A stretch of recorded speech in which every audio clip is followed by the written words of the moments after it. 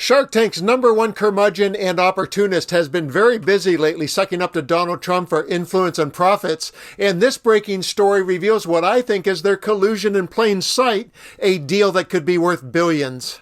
I'm talking about Kevin O'Leary, the unapologetic Canadian capitalist who apparently is following Elon Musk's playbook by kissing the Trump ring often, giving credence to every odd utterance, and inserting himself wherever there's a Canadian or US dollar to be made. I will share the details of the shady cabal that were revealed today in just a minute, but first, in case you're not a viewer of Shark Tank, here's a quick compilation of the villain role that he plays, which I don't think is a departure from who he is. He thrives on being unlikable. Does that remind you of anyone we know? And they said it's time to shut you down and crush you like the cockroach you are. Now you kids are seeing what life is really like, and this is an important lesson for you. In the end, it's only about the money all of the time. Rebecca, I hate cats. But you love money, right? I love money, okay. No question about it. But if a cat ever gave me a problem and I was in a high apartment, I wouldn't have a problem with that cat 5 minutes later. Before today, O'Leary was best known in Trump world for inserting himself into the conversation around Donald's ridiculous suggestion that Canada become the 51st state. First, he sane-washed the statement on Fox, and then he positioned himself as a representative of Canada who could broker the deal. Have a look, and on the other side, I'll share today's news that signals his real angle for sucking up to Trump. Kevin, you are a man from the north. This is your native land. What are you hearing? Is this for real? What are you hearing from people up there? More than half of Canadians, there's 41 million of them, want to know more, want to understand what the proposal really is, because the concept of an economic union has been bandied around for 40 years. And it makes sense because the resources Canada have, the U.S. needs, particularly power and water. But there's something else. You know, we've been talking about the border between Canada and the United States. That's not the problem. The Pentagon is worried and has been for decades about the northern border where China and the USSR are. And we had NORAD decades ago, but China was a nothing burger back then.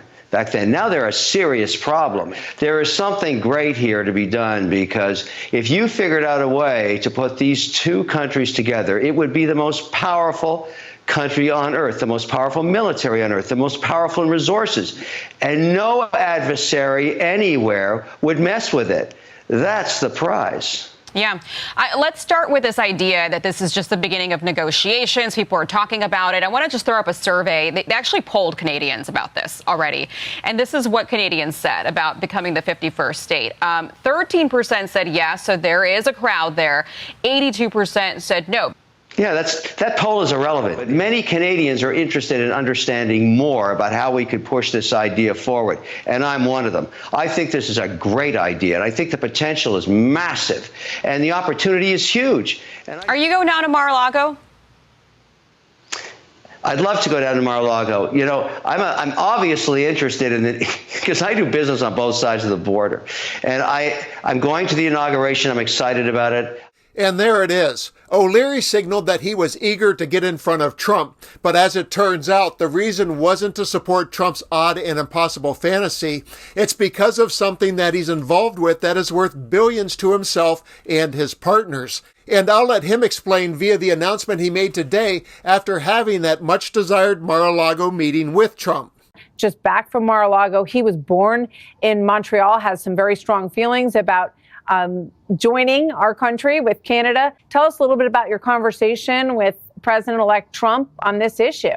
I had two topics that I wanted to talk to him about. Number one was integrating Canada towards a North American Union for greater strength, just period. The world's a difficult place these days, and most Canadians would like to look at that opportunity without giving up their sovereignty. So low-hanging fruit would be combined currency, for example, combining the Bank of Canada with the Fed, things like that. We are the largest trading partners.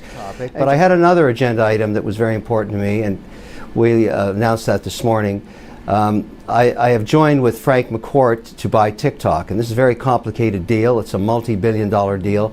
We're going to have to work with President Trump. This is a bipartisan situation. We have to work initially with Biden, and we want to, and then on midday, 12:05, Trump will be who we have to work with to close the deal in the months ahead. So I wanted to let him know, as well as others in his cabinet, that we're doing this, and we're going to need their help. Can you smell what I smell? This really reeks. O'Leary confirmed that he's appointed himself as a representative of Canada and will indulge Trump's desire to put his country at the service of the Donald. And then he shared that he just happens to be a partner in a multi-billion-dollar deal for TikTok, something that the Trump-leaning Supreme Court will be ruling on very soon. This is what I'm calling collusion in plain sight.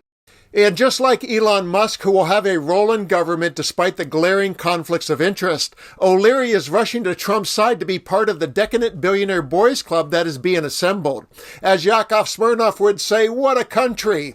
And for those interested in the next step regarding Trump and TikTok, I'll give CBS the final word to break it down. Come January 19th, the social media app TikTok could be banned in the U.S. unless its Chinese parent company sells it. President-elect Donald Trump wants the Supreme Court to step in to delay that. In a briefing filed last week, Trump requested the High Court suspend the ban until after he takes office while he works on a, quote, political resolution. The ban would take place one day prior to Trump taking office. The U.S. government says TikTok's ties to China pose national security risks, but opponents say a ban violates the First Amendment. TikTok and its parent company ByteDance will appeal the ban before the Supreme Court on January 10th.